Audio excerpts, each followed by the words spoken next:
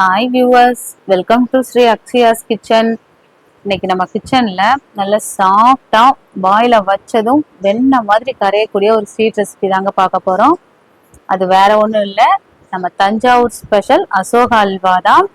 நல்ல வேக வச்ச பாசிப்பருப்போட சுகர் சேர்த்து நல்ல மணக்க மணக்க நெய் வாசனையோட சாப்பிடும்போது அதோட டேஸ்ட்டை சொல்லவே வேணாம், அமிர்தம் மாதிரி இருக்கும். எப்படி பண்ணலான்னு பார்க்கலாமா?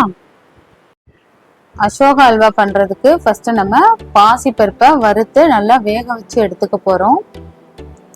நான் இன்னைக்கு 1 டம்ளர் அளவு பாசி பருப்பு எடுத்திருக்கேன். கிட்டத்தட்ட 200 கிராம் அளவு இருக்கும். அதனால குக்கர்ல சேர்த்துட்டு நல்ல வாசனை வர வரைக்கும் மீடியம் ஃப்ளேம்ல வச்சு வறுத்து எடுத்துக்க போறோம்.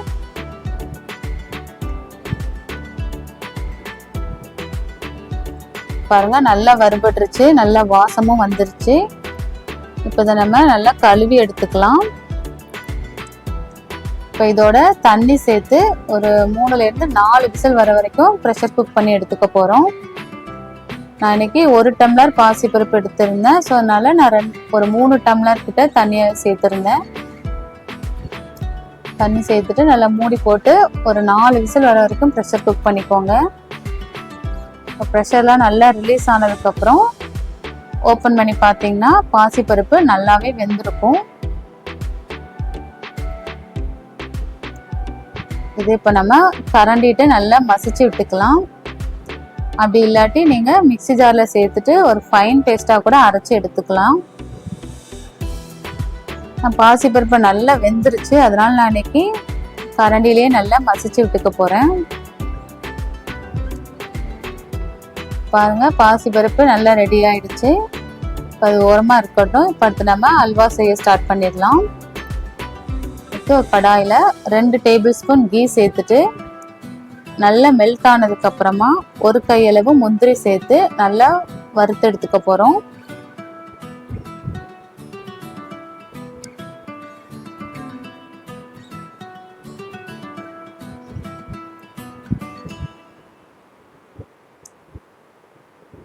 முந்திரி நல்லா வறுபட்டுருச்சு. இதை நம்ம வேற ஒரு பாத்திரத்துக்கு மாற்றி எடுத்துக்கலாம். இப்போ முந்திரி வறுத்த அதே நெய்லேயே நம்ம கோதுமை மாவு வறுக்க போகிறோம். நான் இன்னைக்கு 200 கிராம் பாசிப்பருப்பு எடுத்திருந்தேன். ஸோ 2 ஸ்பூன் அளவுக்கு கோதுமை மாவு சேர்த்தா கரெக்டாக இருக்கும். இப்போ இந்த சூடான நெய்யில் இந்த கோதுமை மாவை சேர்த்து நல்லா வறுத்து எடுத்துக்கலாம். அடுப்பை மீடியம் ஃப்ளேமில் வச்சுக்கோங்க.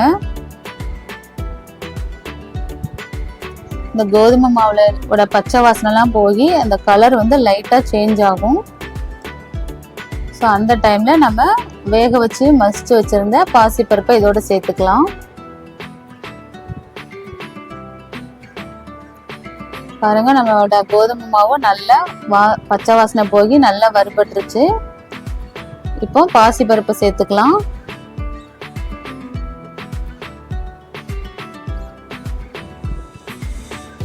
பாசிப்பருப்பு சேர்த்துட்டு நல்லா கைவிடாம கிளறி விட்டுக்கிட்டே இருக்கணும். அந்த கோதுமை மாவு, நெய், பாசிப்பருப்பு எல்லாமே நல்லா ஒன்று சேர கலந்து ஒன்று போல திரண்டு வரும்.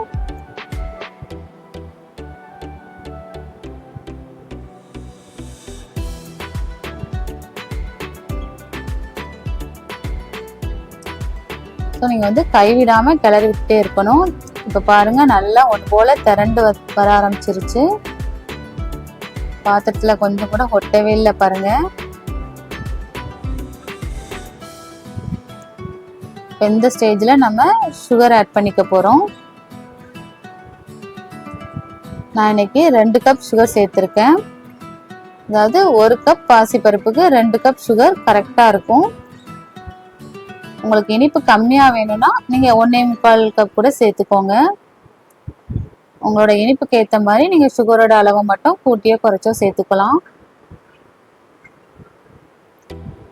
சுகர் சேர்த்து நல்லா கலந்து விடும்போது சுகர் எல்லாமே நல்லா மெல்ட் ஆகி இது நல்லா இலகி வரும். கொஞ்சம் தண்ணியாக ஆகுற மாதிரி ஆகும், ரொம்ப இல்லை, கொஞ்சமாக. பாருங்க, கட்டியா இருந்தது, கொஞ்சம் இலக்கம் கொடுக்க ஆரம்பிச்சிடுச்சு. இதுல வந்து பாசி பருப்பு அங்கங்க தெரியுற மாதிரி தான் இருக்கும். பட் நீங்க கிளற அது நல்லாவே கரைஞ்சு வந்துடும். இதுல நீங்க சுகருக்கு பதிலா கருப்பட்டியோ இல்ல நாட்டு சர்க்கரையோ கூட சேர்த்து செய்யலாம். அதுவும் நல்லாதான் இருக்கும். இப்போ இதுல நம்ம ஃபுட் கலர் சேர்த்துக்க போறோம்.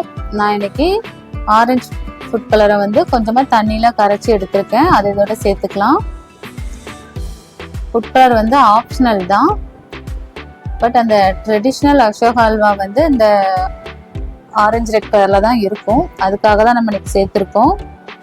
உங்களுக்கு வேண்டாட்டி நீங்க ஸ்கிப் பண்ணிடலாம்.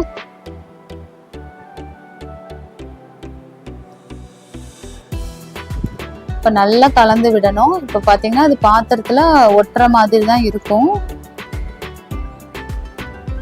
ஸோ இந்த ஸ்டேஜில் நம்ம நெய் சேர்த்துக்க போகிறோம்.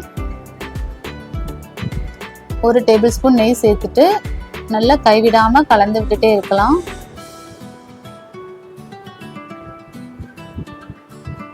நெய் வந்து மொத்தமாக ஒரே டைமில் சேர்த்துடக்கூடாது, கொஞ்சம் கொஞ்சமாக சேர்த்துக்கணும். இப்போ இந்த சேர்த்துருந்த நெய் எல்லாமே அது நல்லா அப்சர்வ் பண்ணிடும். இப்போ நெய் ஊற்றின மாதிரியே இருக்காது. அந்த மாதிரி ஆனதுக்கு அப்புறம் தான் அடுத்த டேபிள் ஸ்பூன் நெய் சேர்த்துக்கணும்.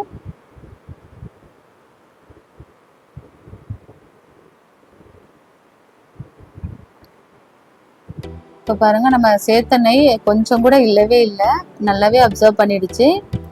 இப்போ அடுத்த டேபிள் ஸ்பூன் நெய் சேர்த்துக்கலாம்.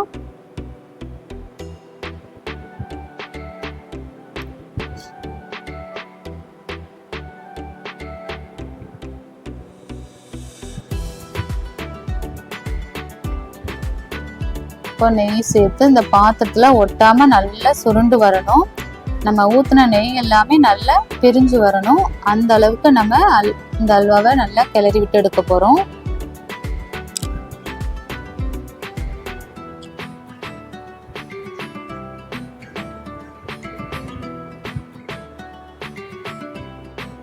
நீங்க வந்து ஃபுல்லா நெய் சேர்க்கணும்னு அவசியம் இல்லை. நெய் விருப்பம் இல்லாட்டி நீங்க ஆயில் கூட சேர்த்து செய்யலாம். ஏன்னா சில பேருக்கு நெய் வாசனை பிடிக்காது, நெய் சேர்த்தா ரொம்ப திகட்ட ஆரம்பிக்குமாங்க. ஸோ நீங்கள் பாதி நெய் பாதி ஆயில் கூட சேர்த்து செய்யலாம்.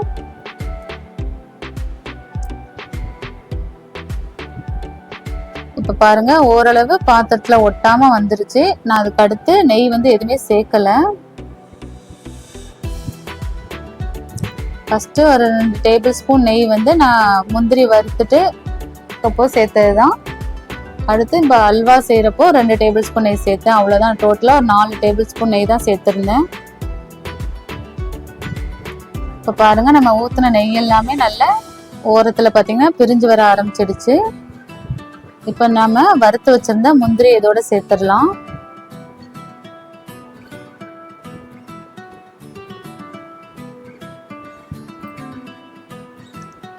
இப்போ அல்வாவும் பார்த்தீங்கன்னா நல்லாவே ரெடி ஆயிடுச்சு. பாத்திரத்தில் கொஞ்சம் கூட ஒட்டவே இல்லை, நல்லா சுருண்டு வருது. நெய்யும் பார்த்தீங்கன்னா நல்லாவே பிரிஞ்சு வந்துருச்சு.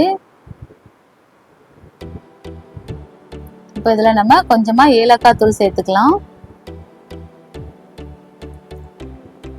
நல்லா கலந்து விட்டு எடுத்தோம்னா நம்மளுடைய அசோகா அல்வா ரெடி. பாருங்க, பார்த்தாலே சாப்பிடணும் போல இருக்கு. ஸோ சுற்றி நெய் எல்லாமே நல்லா பிரிஞ்சு நல்லா சுருண்டு வர ஆரம்பிச்சிருச்சு. இப்போ நம்ம அடுப்பை ஆஃப் பண்ணிடலாம். நம்மளோட அல்வா ஆல்மோஸ்ட் ரெடி ஆயிடுச்சு. பாருங்க, நல்லா சாஃப்டா வாயில வச்சோனே கரையிற அளவுக்கு நம்மளோட அசோகா அல்வா ரெடி ஆயிடுச்சு. ரொம்பவே டேஸ்டியாக இருந்தது. ஸோ நீங்களும் இதே மாதிரி ட்ரை பண்ணி பார்த்துட்டு உங்களோட ஃபீட்பேக்கை மறக்காமல் கமெண்ட் பண்ணுங்கள். இதே மாதிரி வேற ஒரு ரெசிபியோட அடுத்த வீடியோவில் பார்க்கலாம்.